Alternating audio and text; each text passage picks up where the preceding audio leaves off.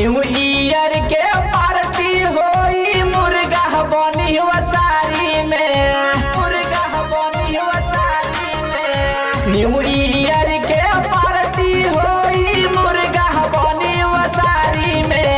नया साल मनावल जाई 12 बजे अंधियारी में।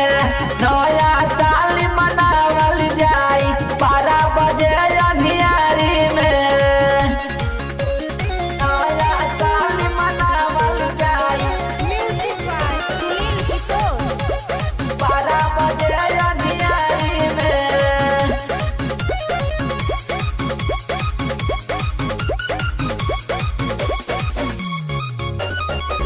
देता भाई चंदा आज 100 रुपया लागी।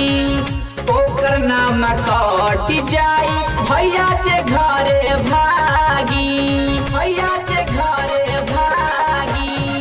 देता भाई चंदा आज 100 रुपया लागी। ओकर नाम कट जाई भैया जे घरे भागी। लेके ग्रीटिंग मिले जाई मुखिया के अरहरी में। लेके ग्रीटिंग मिले जाई मुखिया के अरहरी में। नया साल मनावल जाई 12 बजे अंधियारी में।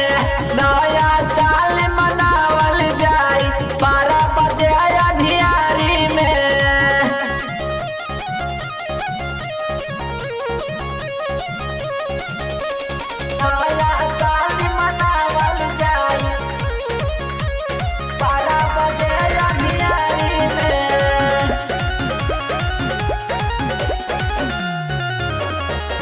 खाइल जाई मुर्गा या भैया पियल जाई बियार। अब की साढ़ुआई न संगे मान न्यू ईयर, मान न्यू ईयर।